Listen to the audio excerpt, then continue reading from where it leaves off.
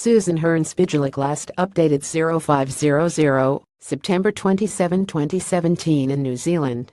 Workers can be given 14 days notice to take leave. Opinion: Ryanair, Europe's largest budget airline carrier, has announced that it is embarking on a 6-week program of canceling flights so that it can offset a backlog of annual leave that its crew have accumulated but not used. The result of this is that approximately 40 to 50 flights will be cancelled each day until October 31. About 400,000 passengers have been written to by the company and advised that their flights have been cancelled. A further 18 million have been left wondering whether their travel plans over the next 6 weeks will be impacted. Ryanair's decision was the result of the Irish Aviation Authority mandating that it needed to bring its staff's leave entitlements into line with the calendar year before January 1, 2018. To achieve this, the company has had to rapidly direct its pilots and cabin crew to take a considerable backlog of annual leave at very short notice. Susan HORNSBY-GELUK: Many employees prefer to let their leave accumulate for a longer period for a variety of reasons, such as saving it up for travel. Read more: sick leave entitlements in the state sector leading to higher absenteeism. Many businesses incorrectly calculating leave. Union claims Cotton On pays out $35,000 in underpaid leave and hours to New Zealand staff. Ironically, Ryanair also seems to have had the opposite issue in respect of a number of its pilots who had planned on taking 4 weeks holiday in the coming months, but who have now been told that one of those weeks will need to be deferred in light of the significant rostering changes. Ryanair's chief marketing officer has acknowledged that they have messed up in the planning of pilot holidays and they're working hard to fix that. Ryanair has had to cancel flights to allow staff to take leave.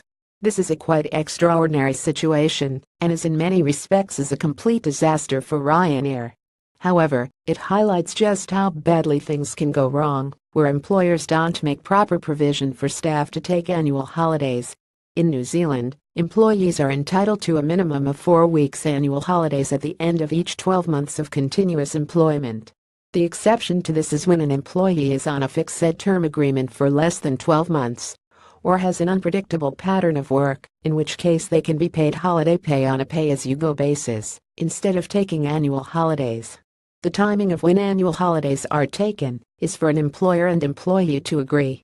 That means that if an employee wants to take their annual holidays, but the timing is not good for the business, the employer can say no.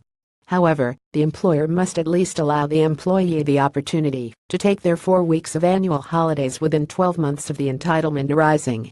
Furthermore, the employee must be allowed the option of taking at least 2 weeks of that annual leave in a continuous period. The fact that the timing may never be great for the employer is no excuse. That is not to say that employees have to use their annual holidays within a 12-month window if they do not wish to do so.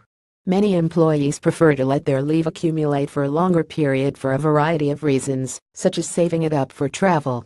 However, employers do have the ability to intervene where employees accumulate high annual holiday balances. If an employer asks an employee to take some or all of their annual holidays, and they do not agree, the employer can then require the employee to take annual holidays on 14 days' notice. In Ryanair's case, its requirement that staff take leave at short notice would be permissible in New Zealand, so long as the 14-day notice period was allowed for. However, Ryanair's decision to unilaterally reduce the amount of leave that had been pre-approved for other staff would not be permissible in New Zealand. Put simply, once the timing of annual leave has been agreed between the employer and the employee, any changes to this will also need to be agreed. In most instances, the expectation and reality is that the parties will take a pragmatic approach and look to come up with a workable solution if circumstances change for either the employer or employee. This may involve the employer compensating the employee for sunk costs, where travel plans have to be cancelled. The Ryanair crisis is not your ordinary kind of employment issue. Certainly in New Zealand, most employers tend to be reasonably good at ensuring staff use their annual leave. As with many things, good communication and good planning remains key.